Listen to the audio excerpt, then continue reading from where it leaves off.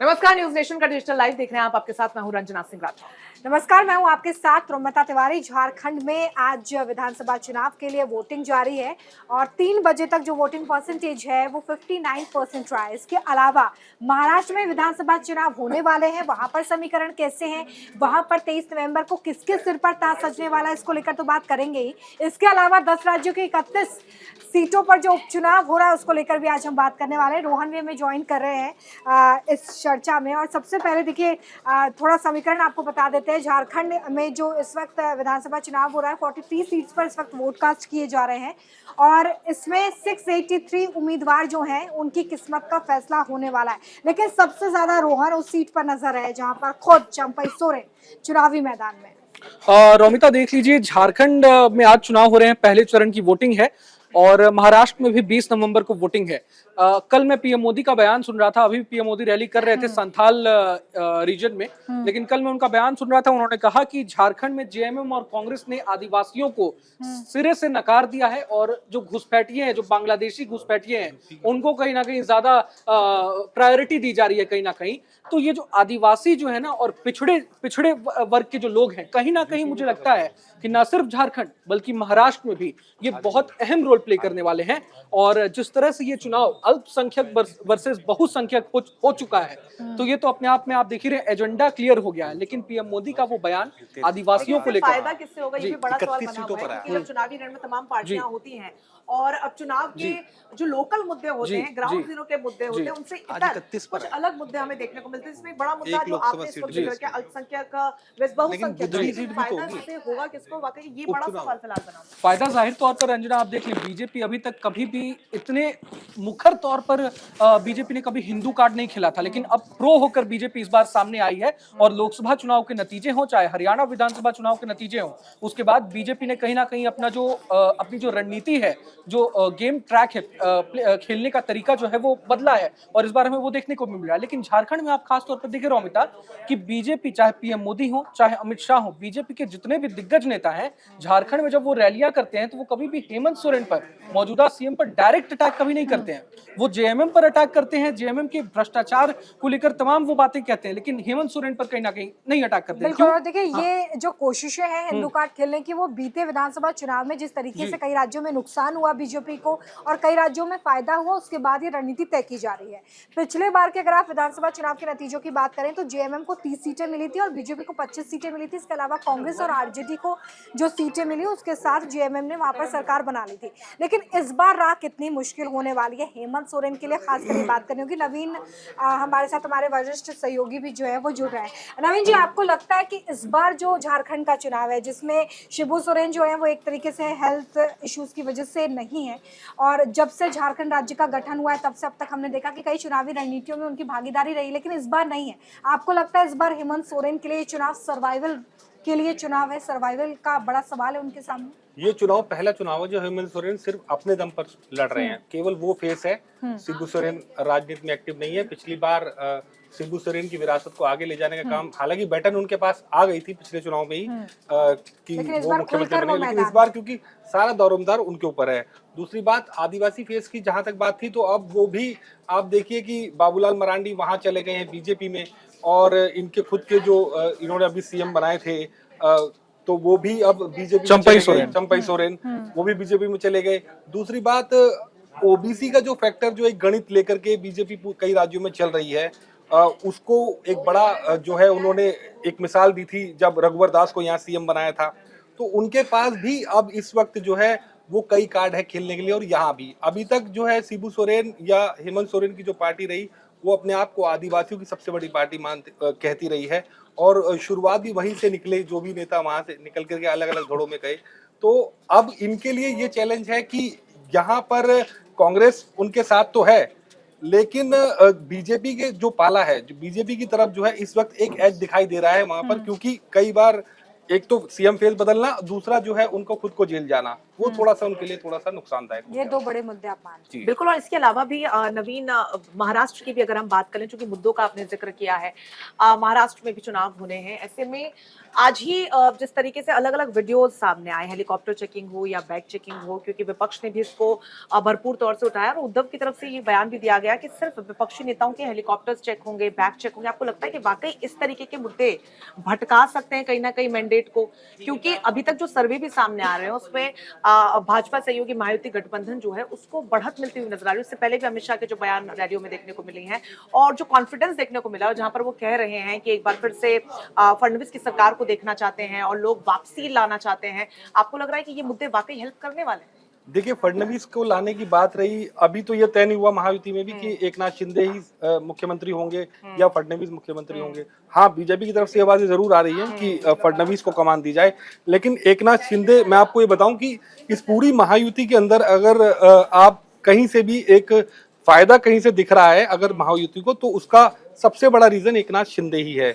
मैं कई ऐसी रिपोर्ट्स देख रहा था जहां पर लोगों को योजनाओं का फायदा और एक सीएम फेस के तौर पर उन्होंने एक मराठी मानुस की जो उनकी अपनी छवि है, जो कि खुद उसी बेल्ट के हैं, क्योंकि विदर्भ के नेता जो है उनकी स्वीकृति कोल्हापुर और नासिक और इस पूरी जो मराठवाड़ा की जो बेल्ट है उसके अंदर इतनी आसानी से नहीं हो पाती है।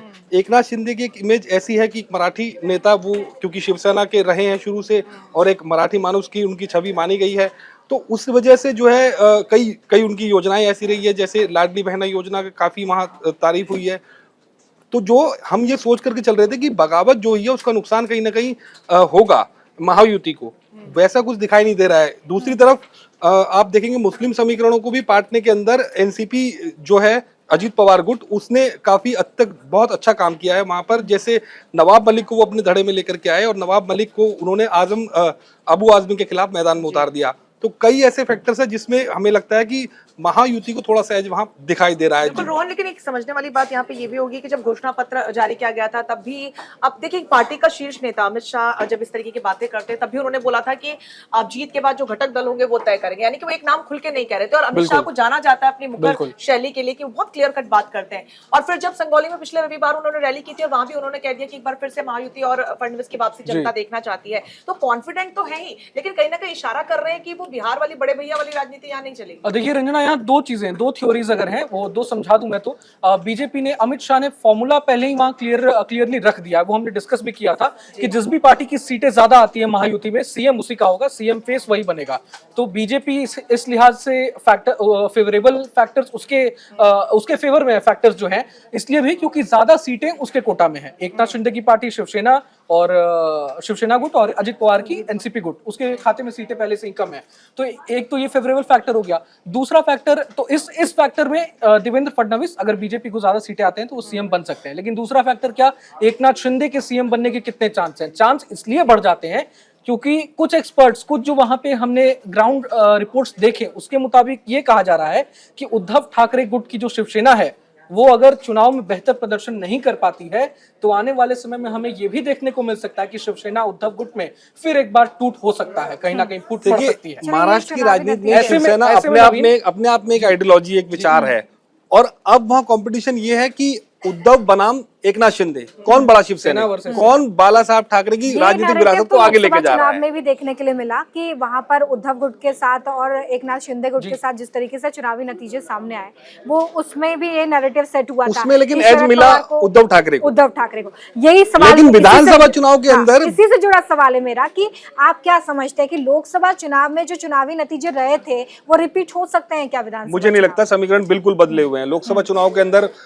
नतीजे जो आए थे वो महायुति के खिलाफ गए थे, लेकिन विधानसभा चुनाव के अंदर अब मुद्दा सीधा ये है कि अगर शिवसैनिक ही मुख्यमंत्री बनना है तो ये जो बाला साहब की विरासत को लेकर, विचारधारा को लेकर चलने वाला नेता है वो उद्धव ठाकरे है या एकनाथ शिंदे है।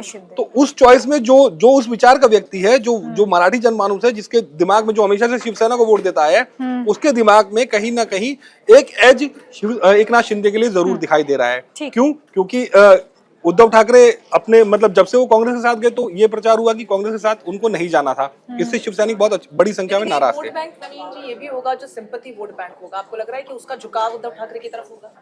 मुझे दिखाई नहीं देता उसमें कि उसका झुकाव, क्योंकि पर वो बहुत झुकाव अच्छे लोकसभा तरीके से, चुनाव में देखने के लिए मिला है। लेकिन बहुत अच्छे तरीके से एकनाथ शिंदे और उनकी सरकार ने इस पूरे विधानसभा चुनाव में जनता के जनमानस के दिमाग में ये बात अच्छे से बैठा दी है कि हम जो है इस वजह से उद्धव से अलग हुए हैं क्योंकि वो कांग्रेस के साथ थे और कांग्रेस के खिलाफ हमेशा से। 4 महीनों में ये नैरेटिव सेट करने में महायुति कामयाब रही है बहुत कि अच्छे से कामयाब हमने जो काम किया है आप उस पर वोट दें। इसके अलावा आप दोनों को क्या लगता है इस बार महाराष्ट्र के चुनाव में बयानबाजी को अगर हम छोड़ दें तो मुख्य मुद्दे क्या है? क्योंकि अल्टीमेटली जब जनता वोट करने के बारे में सोचती है तो वो अपने सर्वाइवल के बारे में सोचती है, उनको क्या सुविधाएं मिल रही हैं उसके बारे में सोचती है।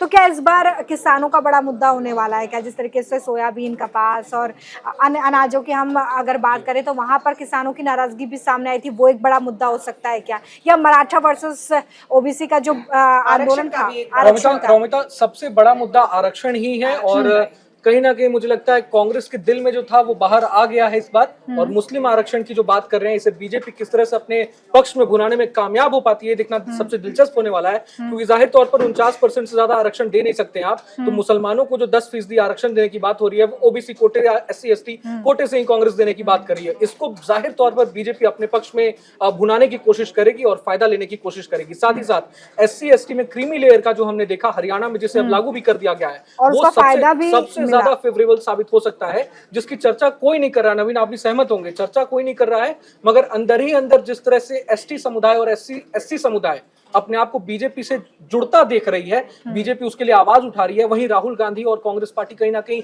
इस मुद्दे पर मुखर नहीं है उतने, तो इसका फायदा जरूर कहीं ना कहीं महायुति को मिलता दिखेगा। क्या लगता है आपको नवीन? देखिए, बीजेपी आरक्षण के मुद्दे पर मतलब ऐसा शुरू से ही माना गया है, जो भी विपक्षी नेता रहे हैं, चाहे वो समाजवादी विचारधारा के हों चाहे कांग्रेस की विचारधारा के हों, वो आरक्षण और जातिवाद के मुद्दे पर जो है बीजेपी को हमेशा से घेरती आई है। लेकिन पिछले 10 सालों के अंदर हम देखेंगे कि नरेंद्र मोदी ने और एनडीए की गवर्नमेंट ने ओबीसी के अंदर जो एक डिवीजन था उसको जोड़ने का काम किया है। चाहे वो उत्तर प्रदेश के अंदर आप देखेंगे, उन्होंने वहां पर ओबीसी की जितनी जातियां थी मतलब यादवों को छोड़ करके जो उन जातियों को लामबंद करने की कोशिश की, और हरियाणा के अंदर वो काम किया और वही काम उन्होंने मध्य प्रदेश में किया, तो उसमें वो काफी हद तक कामयाब हुए हैं। उसके बाद उन्होंने एक अब नया नारा दिया कि कटोगे तो कटोगे, तो उस नारे का भी बहुत ज्यादा फायदा जो है वो बीजेपी को मिलता दिखाई दे रहा है। उन्होंने एक दिमाग लोगों के जनमानस में ये चुनाव में नवीन जी वो भी लगे थे कि अब की बार 400 पार, तो मुझे लगता है कि जनता समझदार हो गई है और जो जमीनी स्तर के मुद्दे हैं उनसे जुड़ाव उनका ज्यादा है, और उसका असर भी हमें लोकसभा चुनाव में देखने को मिला है, जिस तरीके का मैंडेट यहाँ पर विपक्ष को भी मिला था।